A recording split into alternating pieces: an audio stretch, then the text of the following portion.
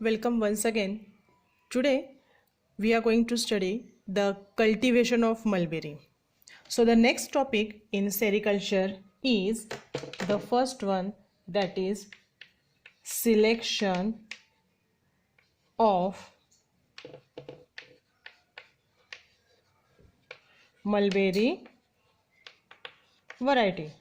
So all of us are familiar with the every type of living organism.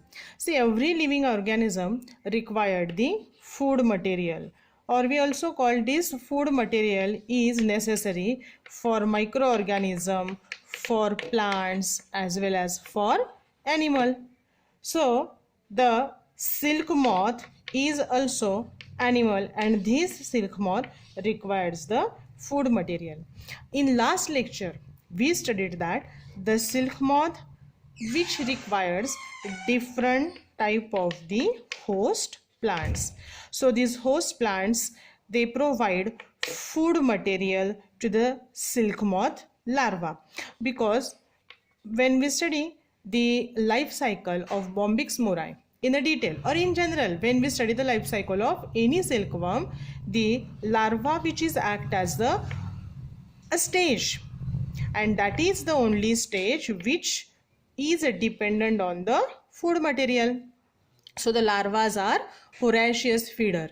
So those larvae, we call them as a voracious feeder, means they require the food material, and these larvae, silk moth larva or silkworm larva, they are dependent on the host plant for getting their food material.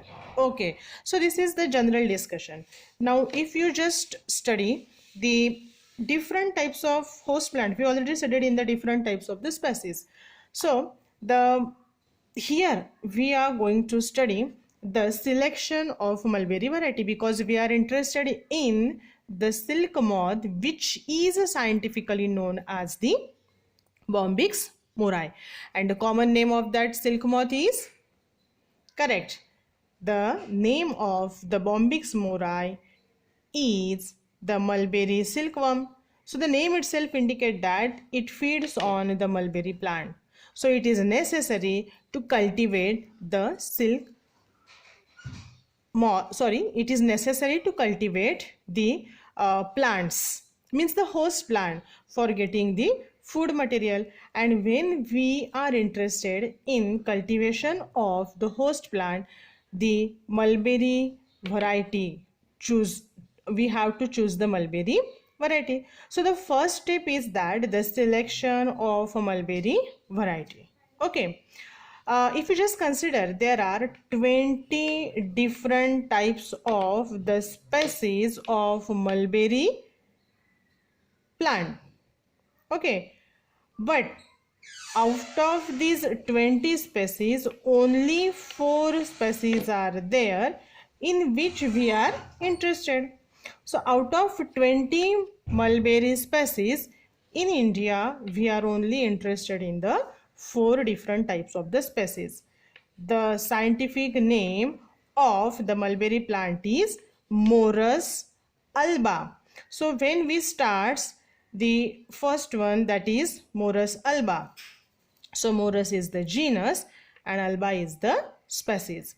Morus alba, this is the first species of mulberry plant. Okay, try to remember the scientific name. Morus alba is the species of mulberry plant. Then the second one, that is Morus serrata. So this is the second species. Third species, Morus. Okay, the third one, that is the Morus indica, and the fourth species is known as Morus latifolia. So these are the 4 different species: Morus alba, Morus serrata, Morus indica, Morus latifolia. Here the Morus, everywhere the Morus is there. Here the M stands for the same thing, that is the Morus, and Morus is the genus.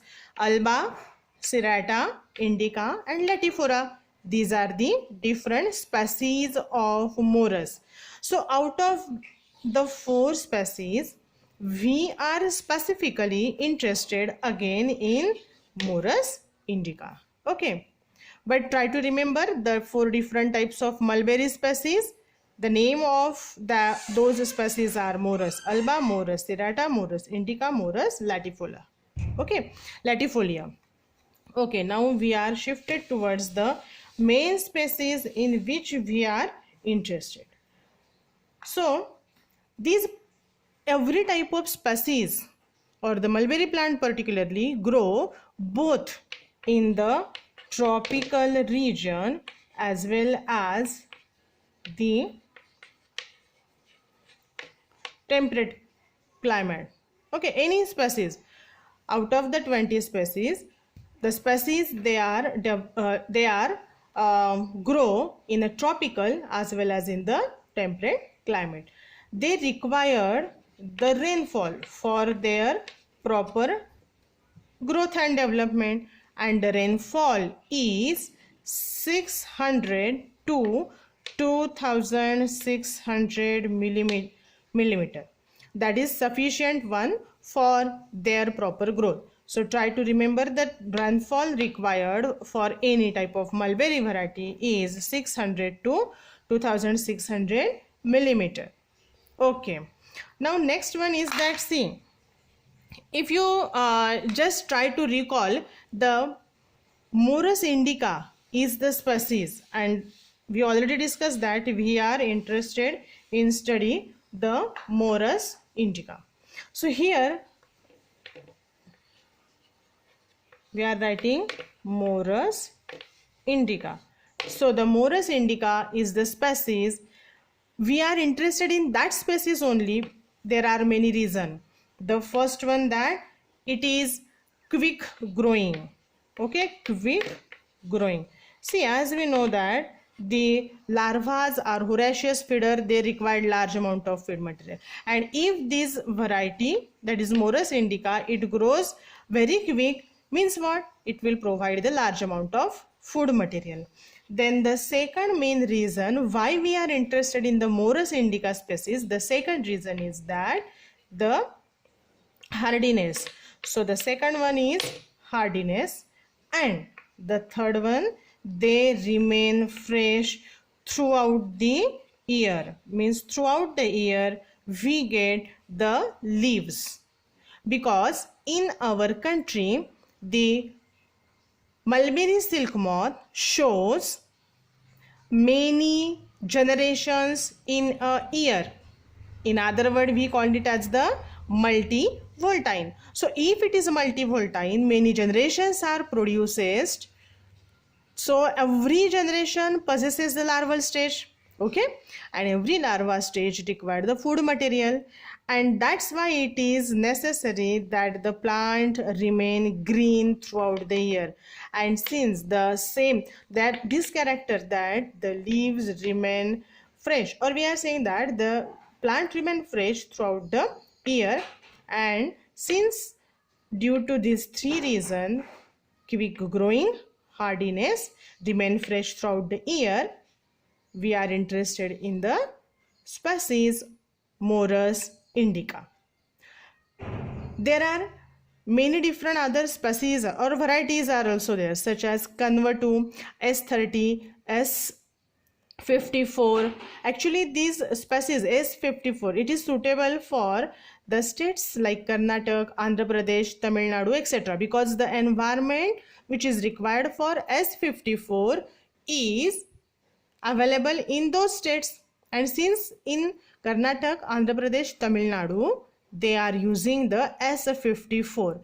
Then there are remaining other species are also there. For example, S162, S5119, S623. All these species, they are suitable for Punjab, Jammu Kashmir, Uttar Pradesh and West Bengal. So depending on the climatic situation in that particular state, we are going to select the variety. But in our Maharashtra, we are interested in Morus indica. See, the mulberry plant which is hardy perennial tree species which is grown in the temperate region, tropical region as well as subtropical region of the world. The leaves of mulberry specifically, they are the food for the Bombyx mori. And among all the food plants, mulberry alone contribute 90% of the raw silk production in the world. So try to remember that 90% of the silk production of the world, okay, is due to the food plant, that is mulberry, and remaining other non-mulberry host plants, they are only 10%. Means whatever the silk is produces throughout the world, that silk is of mulberry silk, and those mulberry silkworm, they are dependent on the different varieties of mulberry. Not only on the Morus indica, but remaining other species of mulberries are also there. We already discussed that 20 different species are there.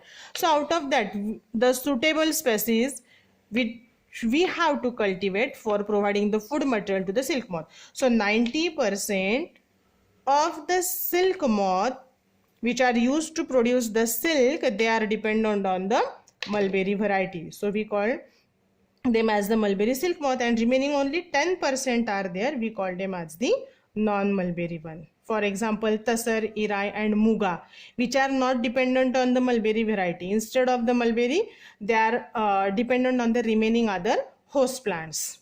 Okay, so all this is about the selection of mulberry variety, and as you know that the selection of the mulberry variety is totally depend on the climatic conditions where the plantation is takes place.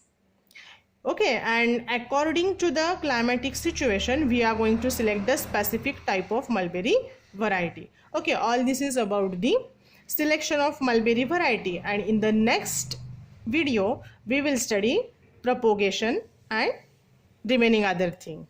Thank you.